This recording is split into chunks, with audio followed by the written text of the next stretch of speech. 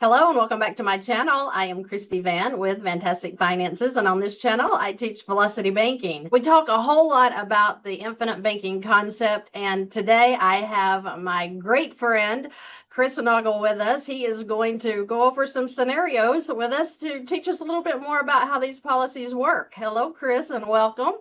Hey, how are you? Glad to be on. Thanks. It's my pleasure to have you on. It's been a while since we've done a video, so I'm pretty excited to get people educated. Tell us a little bit about what you're going to be talking about today.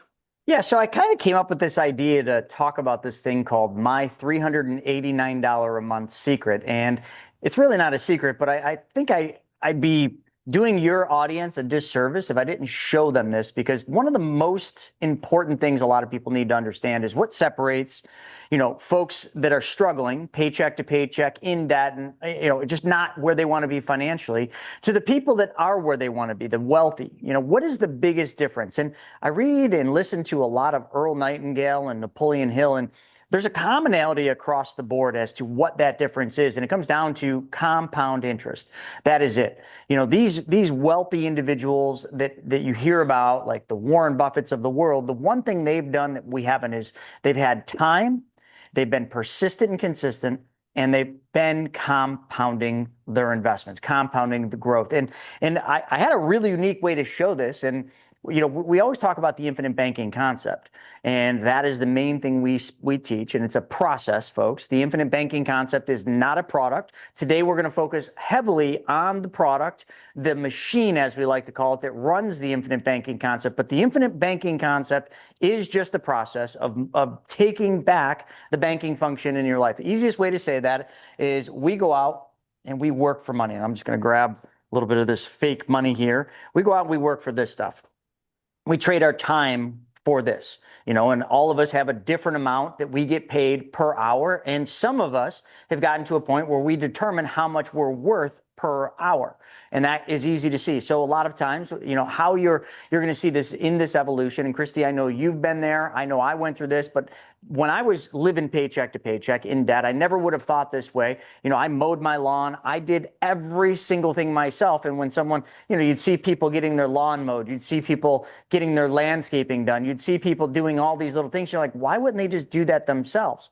And the simple answer that everybody will determine and come up with is they've put a value to their dollar. And it's cheaper for them to hire something like that out so that they get that time back. And that's freedom, folks. Because listen, we put so much emphasis on money. Money's just a tool. And the only thing money should be doing for you is buying back your time and giving you freedom. That's it. Freedom with your kids, freedom to go out and enjoy life, freedom to do the things you want. But there's a big disconnect from what we've been taught. See, in order to have freedom, you can't be valuing your time and using your time to make money. I know we have to, so let me be clear about this. What has to happen is there has to be a slow changeover from working for money to your money working for you. Let me repeat that. There has to be a change sometime in your life. It's a mental shift first, and then it's a physical shift second. And that is where we value our time enough to realize that if all we do is work for money, we can never get ahead.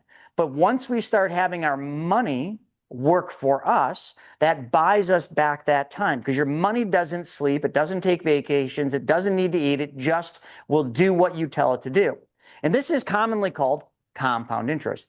So my $389 a month secret is none other than one of the early whole life policies that I set up when it was in 2008. If everybody remembers 2008, that was the Great Recession. But I set this policy up right before the Great Recession hit, because it took place later in that year. I was a financial advisor, and back then, I was making okay money, but I was buried in debt. I always was, I'd make money and I'd spend it. I'd make it, I'd spend it. I'd make it, I'd go out and buy something new. Even though I was an advisor, I wasn't a good steward of money, and that's the big difference. So when I started this policy, I decided I was going to put $389 a month into a whole life policy. Now, let me preface, and Christy, this will mean something more to you than it will most of your audience. This policy we're going to discuss today, this whole life policy, is nothing special. It is an off-the-shelf normal base whole life policy from the company I was working with, okay, New York Life, that's who I was a financial advisor with, and I was putting $309.06 into it. So a lot of times people are like, oh, hey, Chris, how come you always do these videos with 10,000 and 25,000 and 50? Great. I just figured I'd do a video today with $389 a month and show you what this thing can do. And the only reason you're going to see the numbers you are today is because of time and compounding interest. Now, compound interest is a unique thing. Earl Nightingale talks a lot about it, and so does Albert Einstein, and you all know him to be a mathematician. He said it was the eighth wonder of the world, the most powerful thing in the universe. That's what Albert Einstein called compound interest. But it's compounding of anything that's powerful, but compounding of money is extraordinarily special because how it works is at first it's very slow. And then it starts going faster and faster and faster. It's a curve, right? If you've ever seen those curves, that's like, wow, I want that stock. You want that growth. Well, you can have that growth even in a guaranteed vehicle like this whole life policy that we're going to get into. And then today, I'm not going to spend much time on the process called the infinite banking concept, but I want you to understand that this machine, this whole life policy we're going to go into, this is what you would use or something like this to fund your infinite banking concepts, your process of being your own bank. But I would never, ever design a policy the way that I did this one today, because this is not specially designed and engineered. The policies we do today for the infinite banking concept, make no two ways about it, they are very different than the one I'm going to show you. And the reason I want to show this is because over time, all whole life policies have tremendous returns, and it's because of compounding interest. And some of you may not even understand compounding. So let me just kind of give you the simplest thing. It's interest being paid on top of interest, and then over and over that goes. So let's just say it this way. You put let's say $4,400 is about what this works out to be per year. If I put $4,400 into this policy and it's earning a guaranteed interest and dividends, let's call it 5.5%. I think today New York Life pays 6.2, but back then it wasn't. So let's just say 6%. Let's keep it simple, right? It was making 6%. At first, I barely made any interest in that first year on that 4,400. So it was just a little bit, but if I put 4,400 in, and let's just say I made a couple bucks in interest, now I'm getting interest on not just the 4,400 I put in, but also the interest. The next year, I earn interest on top of the interest that was already paid to me, and now that's compounding. And as this goes on, it goes faster and faster. But actually, let me not really explain that. I want all of you to know something, and I want you to know that what we're going to go off of, these numbers, are right off my statements. Here they are. Here are my statements. This is 2024 statement, 2023's, 2022's, and I've got them all. Matter of fact, Christy, I went in. This thing's old. It's probably, paper when it gets old, got that smell. 2008, this is my original illustration with all my original numbers. So folks, when I'm going to show you these numbers, these aren't made up numbers. These aren't hypothetical numbers. This is my policy. I started it June 1st, 2008, which makes it just about 17 years old. Almost, I would say, we're on our way to the 18th year. And behind me, if you could focus on these numbers, I'm going to read them out to you. I want to walk you through the numbers. Remember, this is a small policy. A normal off-the-shelf whole life policy, nothing like the specially designed ones that we design today. So here's the downside to this policy that I started. In the first year, when I put $4,400 in, $389 and times 12, it says it's $4,407.50. If some of you add that up, you're going to be like, no, it's different. Well, it is, because if you pay annually, it's one amount. If you pay monthly, it's another. So let's not get caught up in a couple cents here. So $389.05, I fund this monthly.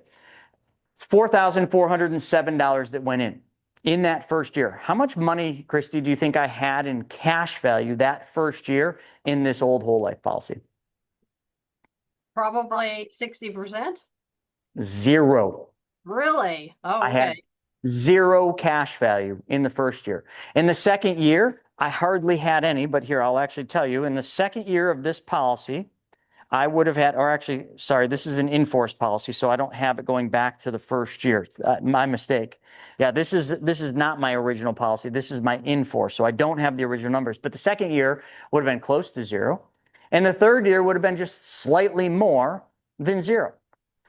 Now, that wouldn't make most people happy, right, Christy? If you put $4,400 into something, you had $0 to use of that $4,400, would you be happy? Oh, No. But see, when I set this up, I set it up for the death benefit, which was $250,000 in death benefit. That's how much money this policy had in the first year. But see, the new policy, the policies we design today that Christy and I do for our clients to use with the infinite banking concept. Now, Christy, if we specially designed a policy today, how much cash value would there be in the first year for the client to use, or in the first 30 days? Probably over 80%. Correct. Between 60 and 90%, depending on age, health, and a couple other factors. So I always give a range, but it's probably closer to that 80+% range. So you're absolutely correct. So you can see the biggest difference with the old policy that I did back then and the new ones that we specially design and engineer is the access to your capital and how fast you have access. The new ones are far better. This old one was not good at all. But let's go into how this has worked out for me over the period of time. Remember, it's not a lot of money. $389, $4,400 a year. Okay. So in 2023 over here, I had a cash value of $81,976.38. Now, that's 17 years of putting that money in. I'm going to talk about returns down at the bottom, but I made good money on this in 17 years just by sheer math, right? And that's because of compounding interest. But see, my death benefit is $283 or $283,140. That was in 2003, folks. So you can see my death benefit's going up as my cash value is going up. And I'm going to come back to the cash value in a second. The dividend in 2023 was $1,472.98. And the growth over the prior year. So what I mean by this is if I put $4,407 in 2022, so from 2022 to 2023, my growth, how much interest and dividends I earned with compounding, was $7,615.48. Now, Christy, imagine you had $4,407 or $389 a month, and you put it into a bank account. And at the end of the year, you go back to that bank and you get your balance, and the teller tells you that you have $7,615.48. But you're thinking to yourself, oh, there must be a mistake. I only put $4,407.50 in. How can I have $7,615.48 at the end of the year? Well, you wouldn't in a bank account. But because of this policy, I've been earning compounding interest every year since 2008. That is a massive growth. That's actually 63%, 63.11% cash on cash return. So if you put $4,407 into an investment, and this is not an investment, folks, this is just a stupid whole life policy. But if you put $4,407 into an investment, I don't care what investment you put it into, it would have had to have grown 63.11% in order to have the growth that I had in this policy. Hopefully that sets in. And my cumulative return, which is over the period of time, which not 17, 16, 15 years, at that point, I have made 17.05%. That's my cumulative return I made on that. So it doesn't matter how we run the math, folks. Cumulative or cash on cash, that's pretty good. But let me go back to the cash value. How many of you think you could find a home for $81,976? Well, I could.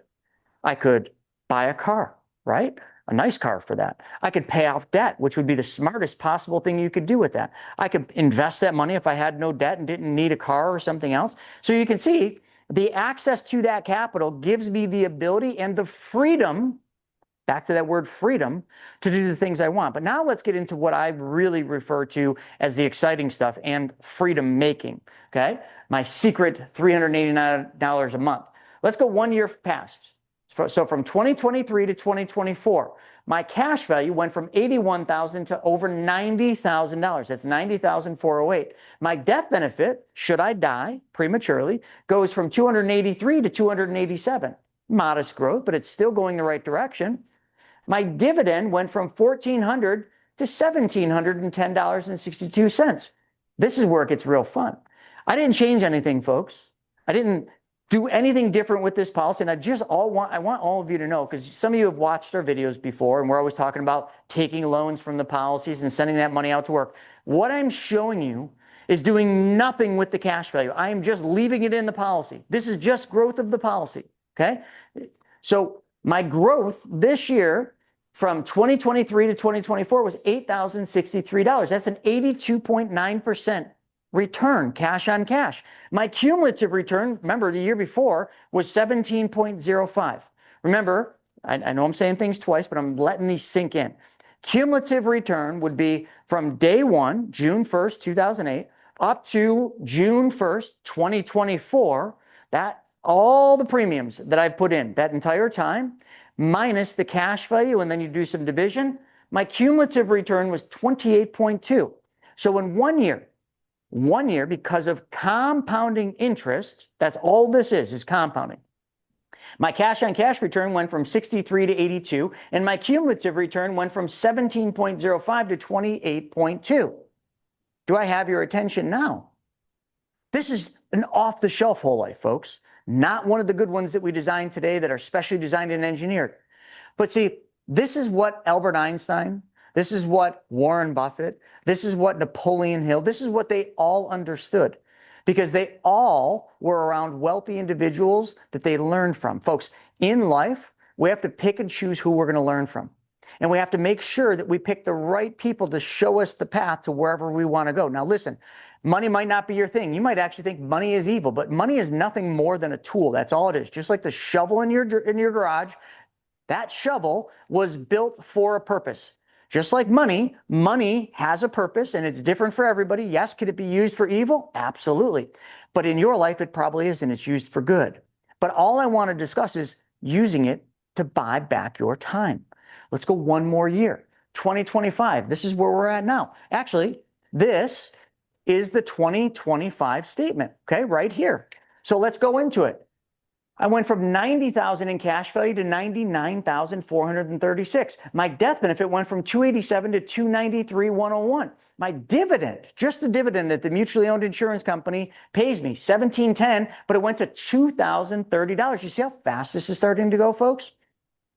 See how it's getting bigger and bigger every year. And I'm doing nothing different. I'm not working harder. I'm not working overtime. I'm not taking on any risk at all. This is all guaranteed growth except for the dividend. But the dividend, you can see, just keeps going up. And this company, like all the companies we deal with, have paid dividends each and every single year since they've been open. And we don't deal with an insurance company that has less than 140 plus years in existence. They've never missed a dividend, never, not once. That's not through the Great Depression, not through any of the wars, not through the Great Recession, not through COVID. They never, ever missed a dividend. Matter of fact, the dividend here just keeps going up, okay? My growth, remember the prior year was 8,000, now it's 85.98. That's a 95% cash on cash. My cumulative return jumped to 32%. Let's do two more really quick. 2026 into the future. What's this thing going to do? Because we can run these into the future because remember, they're based on guaranteed interest. So my cash value will jump to 109 from 99. You can see the growth there. It's over $9,000 in growth. My death benefit's now $298. My dividend goes up to $2267. That's a $95.63. So $9,563. I put $4,407 in, and I could take $9,563 out that year. That's the growth just in that year. That's 116.9%, folks. 63% to 82. 82 to 95, 95 to 116. Where's it going to be in 2027? Well, my cash value goes to 119, 130. My death benefit's over 305,000 now. My dividend is at 25.14. That's a big increase just in 1 year. Compounding interest, folks. 10,130 is the amount my $4,407 in premium grew that year alone. That's 129.8% cash on cash return. My cumulative return at that point will be 42%. Wow. Folks, I'm just showing you this to help you understand that compound interest is the difference between where someone's at today that they're not happy with, they're not financially where they want to be, to where they want to be. It's compound interest, but you can't get there, folks, if you don't have your mindset. So let me add one more thing, Christy. I think this is one of the big things. Society will steer you wrong almost 100% of the time. Christy will not, I will not, but society will, because society will make you think you got to keep spending every dollar. There's actually, I call it a disease, but there's actually names for it. When you get a raise, okay, at work, don't you spend it? All of a sudden, it doesn't feel like you got a raise. After a year, it feels like the same as it was before. When you get a big bonus, a lot of people literally spend their bonus before they even get it. You see, All of those habits that we've been taught to live up to our means, to spend every dollar, to take on debt. Listen, you probably wouldn't be watching this if you don't have debt, okay? All of us have been through that debt cycle. Some of us, and I hope all of you in the future, have gotten out of the debt cycle. Christy, I know you don't have any debt. The only debt I have right now is the mortgage, which I'm using Velocity Banking to pay off my mortgage. Outside of that, every one of my cars, everything else I own is owned through my own private banking system, funded with these. Because here's the one thing I'm going to wrap with, folks, on this one, because I just wanted to show you this, my $389 a month secret. Now let's go one step further. I know a lot of you don't want to wait 17 years to have your numbers look like this, but here's what I want to preface. Do you think I waited for that money to get to this point? Christy already knows the answer. Absolutely not. Folks, I have been using this cash value every year since I had cash value. I'll tell you this. In 2008, during the Great Recession, I was broke, almost bankrupt. But in 2009, I started buying real estate. Do you want to know what I was doing with the cash value in this policy in 2009? I was taking loans from my policy to fund rehabs on apartment buildings I was buying. And then when the apartment was rented and cash flowing, I was repaying the policy loans. Over and over, I did this. But you see, and you see by the numbers, I'm giving them to you right here, and I'm happy to show these closer if you want. My compounding never stopped. Now, this is hard for some people to understand. And here's how I want to say it. Let's say in 2023, I needed $80,000 to buy an investment property. I had a great buy on a single family house that I was going to rent out for $2,000 a month, right? That's my purchase. And I needed $80,000 to buy it. I can take $80,000 from this policy as a policy loan. Now, here's what New York Life, the insurance company, would do if I did that. New York Life would not ask me any questions outside of what bank account do I want it to go to? Is this part of a divorce decree? And is this fraudulent or something like that? There's like 4 questions they'll ask you, all basic, nothing like going to a bank. You go into a bank and you want to take $80,000 from your bank. Hold on, let me have some of you try to tell me what the bank's going to do. What do you need it for? Well, we don't have that here. You're going to have to come back. You're going to have to call this number. Folks, I'm not kidding you. Most banks don't have $80,000 to give you. The insurance company has the money. So if I want my money to buy that rental and I need 80 grand, I go in, I answer those 4 questions online, and I click submit. Within 36 hours, $80,000 hits my bank account. Then I close on that rental. But hold on. What actually happened? Did the money come out of my account? I had 81,976, which, remember that 81,976 is what's compounding to give you all those numbers that I just read off the screen. But I just took 80,000. How much is left in my account? Some of you are thinking this is a trick question, but you're still saying, well, if you had 81,976.38 and you took 80, this is not complicated math, Chris. You have $1,976.38 left, right? Wrong. I still have $81,976.38 compounding uninterrupted because the insurance company didn't use my money to give it to me. The insurance company loaned me money from their general account. And what they did is they just came over here to my death benefit and they subtracted $80,000 from my death benefit.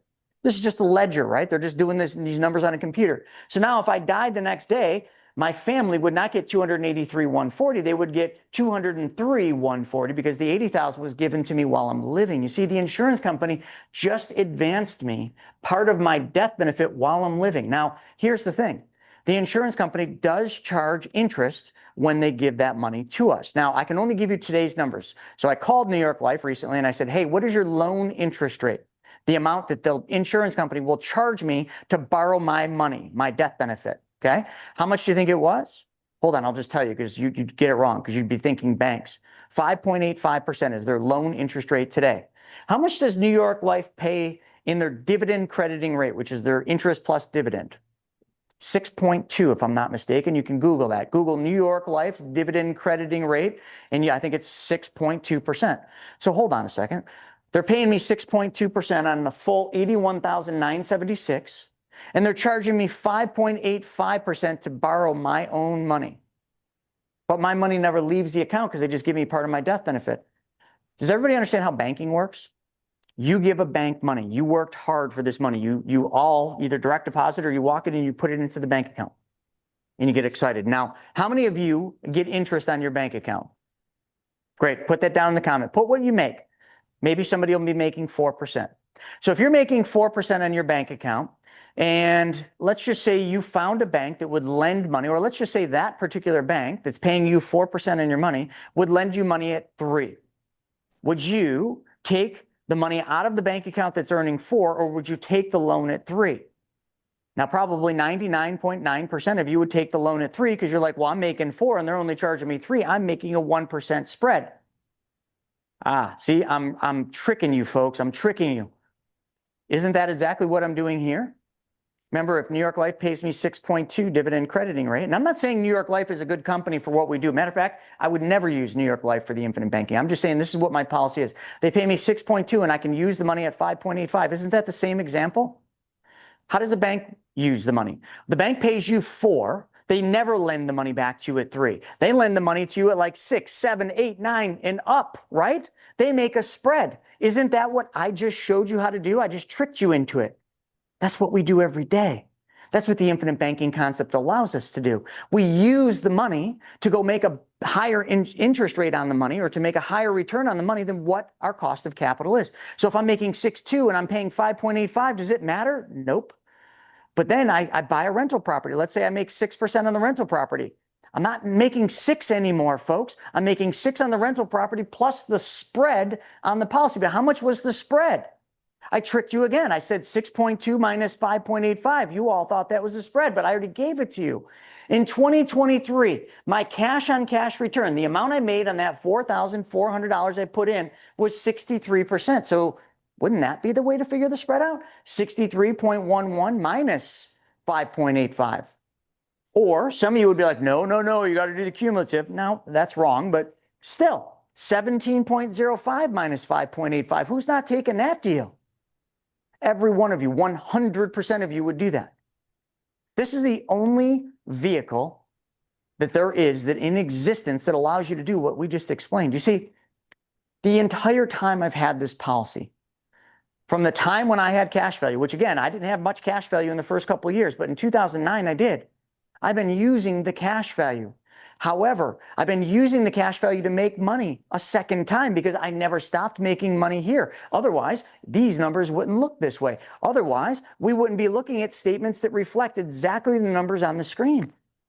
You see, compound interest does provide freedom, but compound interest no longer requires you waiting 15, 16, 17 years before you start compounding at a level that actually allows you to buy back your time.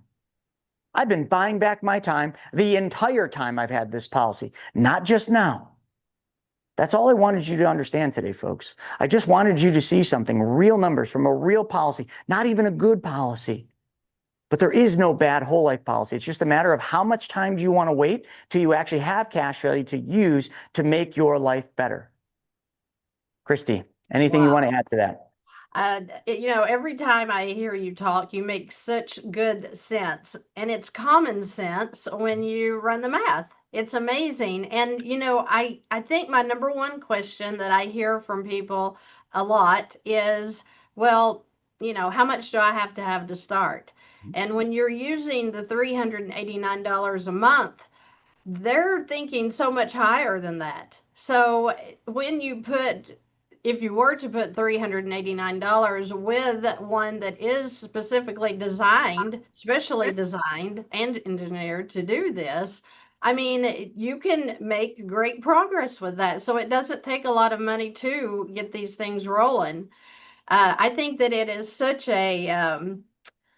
almost a system setup that people don't understand the whole life and how it works. And they're making the suggestions that you go, buy stocks, whatever. And when this obviously is your best way to build wealth, it's amazing. Well, it's funny too, Christy, because when I first came up with this idea to kind of do this video about this policy, I said, all right, well, what would this have looked like if I actually did a specially designed and engineered whole life? So we actually did one right here. So here's the things that were different. The first year I put $4,407 in, just like this. I rolled my age back to how old I was when I started this, which was 29, almost 30. So I ran it at 30 years old because my birthday is July 28th. And how much cash value did I have in the first year? Almost identical to what you said, Christy, 80%.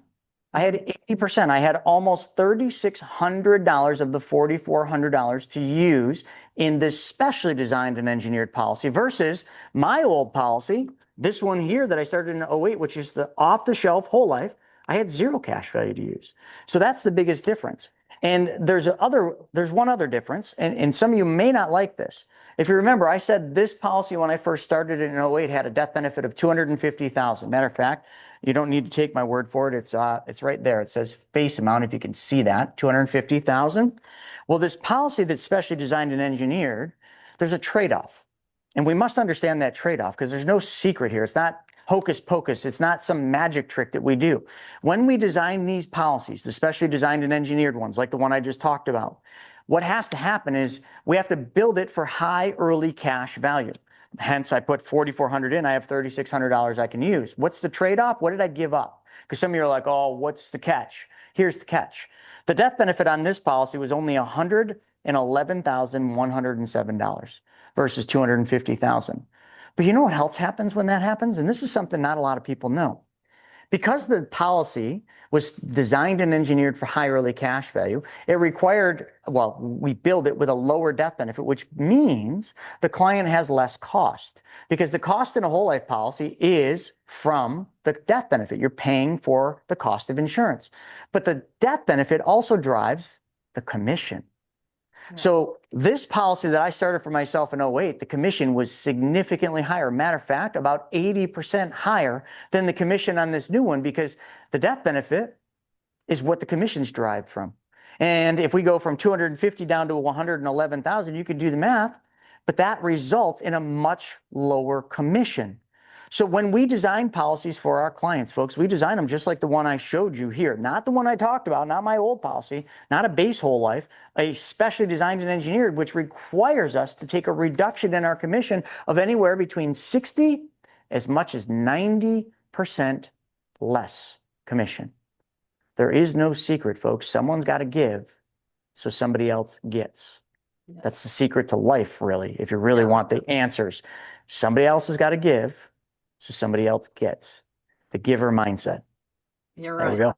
You are right. Well, thank you so much for that. Welcome. So many people are so interested in what the infinite banking concept is, what it looks like, and you just laid it out. I mean, people, it doesn't get any more clear than what he said. It's just math. It's just math, and compound interest is what makes the difference.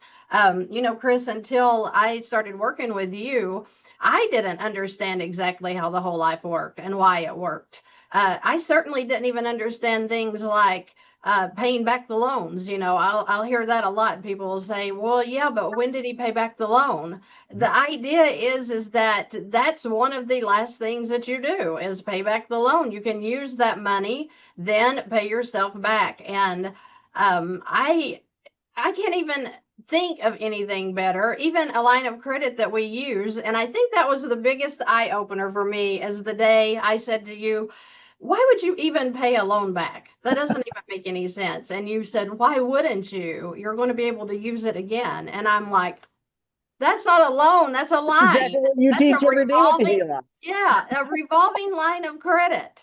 And I think that when I heard you say that, I have been on fire with my own, not just, you know, the people I work with. So, guys, that means that if you take an $80,000 loan off of your policy, if you take a $2,000 loan, when you pay that back, if it's in $500 payments, you're going to have that $500 available to you to draw again within 30 days. And that changed the game for me because I was like, oh, now we've got a line. This isn't a loan. So I hope you guys have enjoyed what he's talking about today. I hope you've learned something because it is an amazing concept that everybody needs to be doing. We're going to have a link below the video in the description where you can go there and get your own one-on-one consultation with Chris and Oggle's team. Learn anything that you have questions about. Ask. You know, you can't know until you ask. And no question is dumb when it's coming to this, because we are just so unlearned about how these things work and that they're even available. People do not understand this. So I'm thankful that you take the time to talk about these things like you do, because they're super important to our future. And like the number one thing you are saying, this is a guaranteed, okay, guaranteed growth, guaranteed not to lose it. Don't we all want that? We all want that security. So I appreciate you so much, Chris. You just don't know how thankful I am that you literally stepped into my life the way you did to clear this up for me, because it has been a game changer. And I know that there's people out there that's going to be excited to hear this. Well, thank you so much for having me on. I really appreciate it. And I'm glad we're able to help people turn their lives around and get them out of debt and really, really show them another side of what the future could look like for them financially. Absolutely. So, guys, if you have any questions or comments, please feel free to leave them below. And like I said, the link is below. You feel free to go through, set up your own consultation, and get your questions answered. I hope that you guys have a great rest of your day, and I will see you in the next video.